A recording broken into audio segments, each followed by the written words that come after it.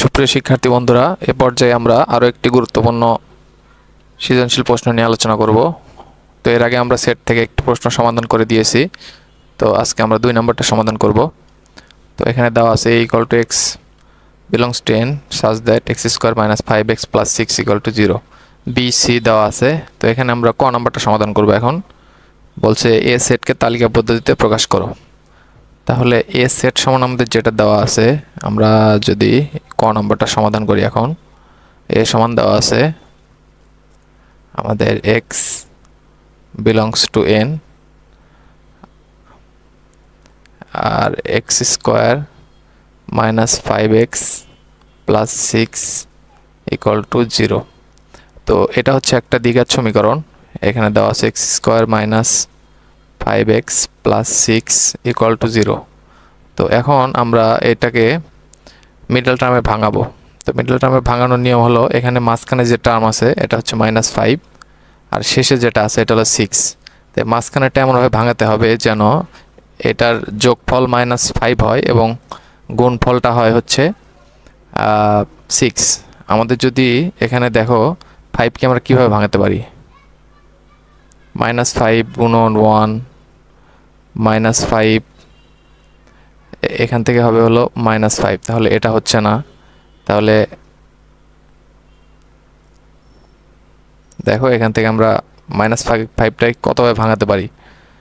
তাহলে আমরা লিখতে পারি -4 - 1, এটা সমান হবে -5, আবার -3 - 2, তো এটা সমান হবে হচ্ছে -5।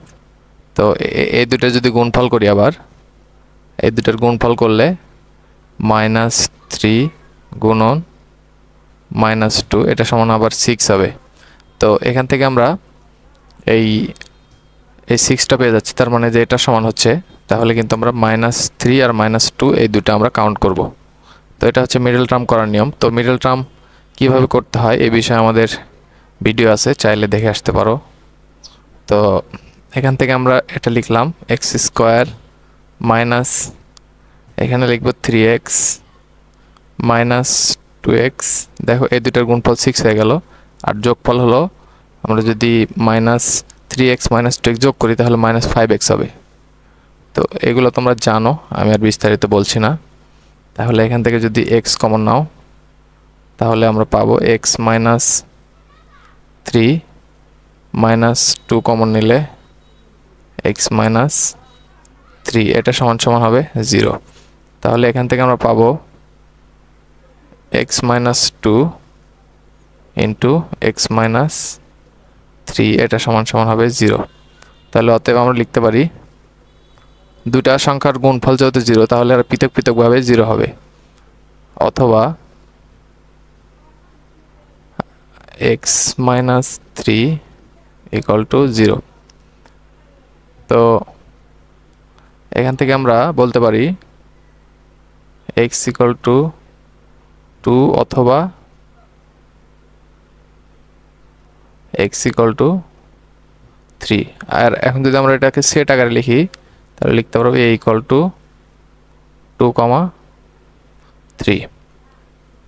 তো এটা আমাদের ছিল ক নাম্বার। এখন আমরা খ নাম্বার প্রশ্নটা সমাধান করব।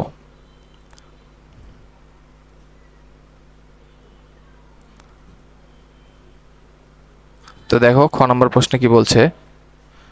খ নাম্বার প্রশ্নে যেটা বলছে P of B intersection C = P of B intersection P of C, এটা প্রমাণ করতে হবে, এটা দেখাতে হবে। তো এটা আমরা নির্ণয় করব। প্রথমে আমাদের যেটা দেওয়া আছে সেটা আমাদের তুলে নিতে হবে। আমাদের দেওয়া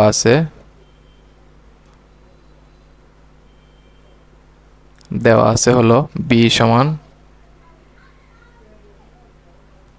3, 4 আর C সমান আমাদের দেওয়া আছে হলো 2, 4, 2, 4। তো এখন এখান থেকে আমরা লিখতে পারি যে B ইন্টারসেকশন C টা আগে বের করে নিতে হবে। B ইন্টারসেকশন C, এটা সমান আমরা পাবো 3,4 ইন্টারসেকশন 2,4। তো এখান থেকে আমরা যে ভ্যালুটা পাবো কমন মান নিতে হবে। এখানে কমন মান হচ্ছে 4, তাহলে একটাই মান আছে, তাহলে এখানে 4 হবে। তো এখানে আমাদের লেফট হ্যান্ড সাইড সমান হবে, লেফট হ্যান্ড সাইড হলো P of B intersection C. তো এখান থেকে আমরা কি পাবো, যেহেতু একটা মান ক্রোমোজোর হবে একটা, তাহলে ক্রোমোজোর হবে 4, আর একটা হবে, এটা হলো ফাঁকা সেট। এটা হলো আমাদের লেফট হ্যান্ড সাইড। এখন আমরা পি অফ বি বের করব। রাইট হ্যান্ড সাইড আমাদের যেটা আছে P of B, P of B সমান আমরা যেটা পাবো, এখানে ক্রোমোজোর আছে হচ্ছে 3, 4, তাহলে এখান থেকে যদি আমরা পি অফ বি বের করি, এটার নিয়ম হলো আমাদের ক্রোমোজোর প্রথমে একটা একটা করে বের করতে হবে। 3, 4, 3, 4, আর একটা হবে আমাদের ফাঁকা সেট। এটা হলো আমাদের পি অফ বি। এখন আমরা বের করব P of C. P of C এর মান হলো 2, 4। এখানে আমরা লিখে নিয়েছি সি এর মান 2, 4। তো এখান থেকে আমরা পাবো 2, 4, 2, 4। তো এটা তোমরা জানো ক্রোমোজোর কিভাবে বের করতে হয়। প্রত্যেকটা প্রথমে একটা একটা করে নিতে হবে, তারপরে দুইটা করে, তারপর তিনটা করে, এইভাবে চলবে যতগুলো মান যদি থাকে। এখানে আমাদের যদি 2টা ছিল, তাহলে সর্বশেষ 2টা হলো। তো এটা, তো এখন আমাদের লেফট হ্যান্ড সাইডে কি আছে, রাইট হ্যান্ড সাইডে যেটা আছে, রাইট হ্যান্ড সাইড সমান আমরা লিখতে পারি পি অফ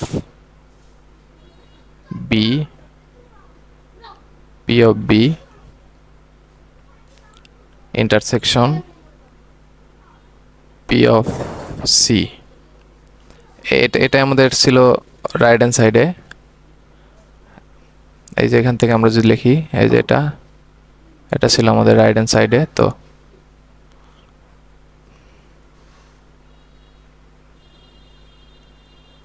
একটু ধৈর্য ধরো, তাহলে এখান থেকে আমরা লিখতে পারবো পি অফ বি, এটার মান ছিল হচ্ছে আমাদের 3, 4, 3/3,4 আর ফাঁকা সেট ইন্টারসেকশন এখানে ছিল 2, 4, 2, 4, 5। তো এখান থেকে আমরা লিখতে পারবো এখানে কমন কি মান আছে। এখান থেকে আমাদের যেহেতু ইন্টারসেকশন, এই ইন্টারসেকশনের জন্য শুধু আমাদের কমন মানটা নিতে হবে। তো এখানে আমরা দেখতে পাচ্ছি কমন মান শুধু একটা 4, এখানে 4, 4। তো এই 4 আমাদের কমন, আর আরও একটি কমন আছে, এটা হলো ফাঁকা সেট। এই যে ফাঁকা সেট, তাহলে এই ফাঁকা সেট, তাহলে আমাদের এটাই কিন্তু ছিল আমাদের রাইট হ্যান্ড সাইড। তো দেখো আমাদের লেফট হ্যান্ড সাইডে যেটা পেলাম, এটা লেফট হ্যান্ড সাইডে পেলাম, আর এটা পেলাম রাইট হ্যান্ড সাইডে। তো অতএব left hand side equal to right hand side. তো এটা কিন্তু আমাদের শুট, বা এটাই আমাদের দেখালাম, আমরা দেখাতে বলছিলাম, আমরা এটা দেখালাম। তো এ পর্যায়ে আমরা গ নাম্বারটা সমাধান করব। তো গ নাম্বারটাতে আমাদের যেটা বলা হচ্ছে, প্রমাণ করো যে A cross B union C equal to A cross B union A cross C. তো এখানে আমাদের লেফট হ্যান্ড সাইড এটা সমান দেওয়া আছে হলো এ ক্রস বি ইউনিয়ন সি। তো এখান থেকে প্রথমে আমরা বি ইউনিয়ন সিটা বের করে নিব। তো এখানে বি এর যে ভ্যালু সেটা হলো 3 4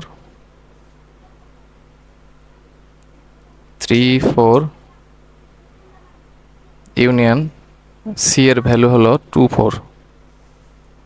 4 তাহলে এখান থেকে আমরা এটা পাবো, কমন মান সবগুলো নিতে হবে 2 3 4। তো এই তিনটা মান আমরা পেলাম। আর এখানে এর যেটা ভ্যালু দেওয়া আছে, এর ভ্যালু দেওয়া আছে হলো এক্স স্কোয়ার, অর্থাৎ আমরা ক নাম্বার থেকে এটার ভ্যালু পেয়েছিলাম। তো ক নাম্বার থেকে যদি এটা আমরা নেই, ক নম্বরে দেখো, ক নম্বরে আমরা এটার মান পেয়েছিলাম, এটাকে তালিকা পদ্ধতিতে প্রকাশ করেছিলাম যখন, তখন কিন্তু আমরা এর ভ্যালু পেয়েছিলাম। তো এই যে এখান থেকে আমরা এর ভ্যালুটা কিন্তু ওখানে বসায় দিতে পারি। তো আমরা ওখানে লিখে দিব ক হতে প্রাপ্ত।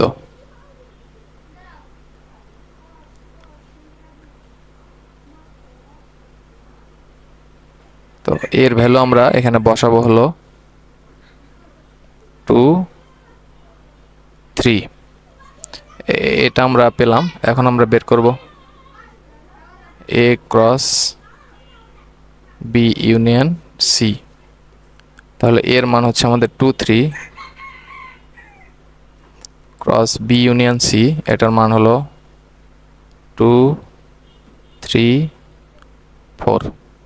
তো এখান থেকে এটার যে নিয়মটা সেটা হলো যে আমাদের এটা ক্রমজোড় সাজাতে হবে, কার্তেশীয় গুণজ এটা। তো কার্তেশীয় গুণজের নিয়ম হলো এই প্রথমটা দিয়ে, এই 2 দিয়ে প্রত্যেকটাই গুণ করতে হবে, গুণ করে একটা ক্রমজোড় বের করতে হবে। তাহলে প্রথমটা আসবে 2 2 কমা 2 3 কমা 2 4। আচ্ছা, এই 2 এর কাজ শেষ। এখন আমরা 3 দিয়ে গুণ করব। তো এই 3 দিয়ে যদি গুণ করি, 3 2 3 2 কমা 3 3 3 3, তারপরে পাবো আমরা 3 4। তো এখানটা কয়টা পেলাম? 1 2 3 4 5 6। তো এই কয়টা আমরা কার্তেশীয় গুণজ পেলাম। তো এটা আমাদের ছিল left hand side. Left hand side সমান আমরা এটা পেলাম। তো এখন আমরা রাইট হ্যান্ড সাইডের মানটা বের করব। তো রাইট হ্যান্ড সাইডে যেটা বলা হচ্ছে, রাইট হ্যান্ড সাইড সমান আমরা লিখতে পারি A cross B union A cross C. তাহলে এ ক্রস বি এর কার্তেশীয় গুণজটাকে বের করতে হবে। এ ক্রস বি এর কার্তেশীয় গুণজটা আমরা প্রথমে বের করে নিই। তাহলে এর ভ্যালু দেওয়া আছে হলো 2 3।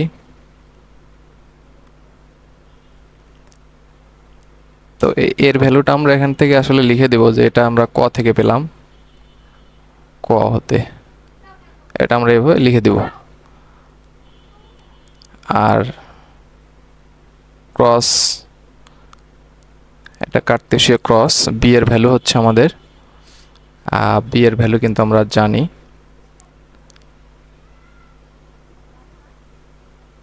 বি এর ভ্যালু আমাদের কত? 3 4 3 4।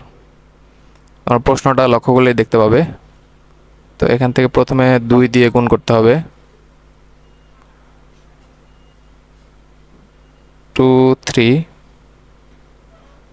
2 2 4, এই 2 দিয়ে প্রত্যেকটাই গুণ করব। 2 4, তারপরে হচ্ছে আমাদের 3 দিয়ে গুণ করতে হবে। 3 3 3 4 3 4, এটা আমাদের গুণ করতে। তাহলে আমরা কয়টা পেলাম? 1 2 3 4। এটা কিন্তু আমরা কার্তেশীয় গুণজ পেলাম। এখন আমাদের বের করতে হবে এ ক্রস সি। এ ক্রস সি, এটা সমান আমরা এখন লিখব, এর মান হলো 2 3 ক্রস সি এর মান হলো 24। তো এখান থেকে আমরা এভাবে সিমিলারলি আমরা যদি কার্তেশীয় গুণজ নেই তাহলে আমরা পাবো 2 2 2 4 3 3 2 3 4। এটা হচ্ছে আমরা এ ক্রস সি পেলাম। তো এখন আমাদের এদের ইন্টারসেকশনটা নিতে হবে। তো আমাদের সর্বশেষ যেটা রাইট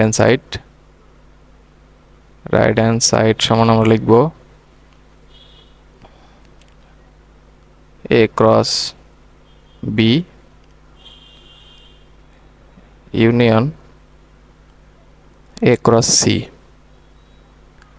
এটা সমান আমরা এটা লিখব।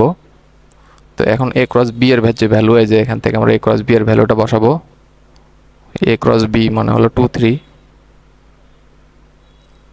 2 3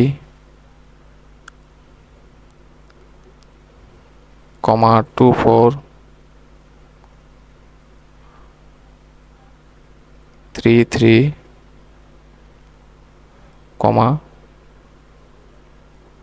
3 4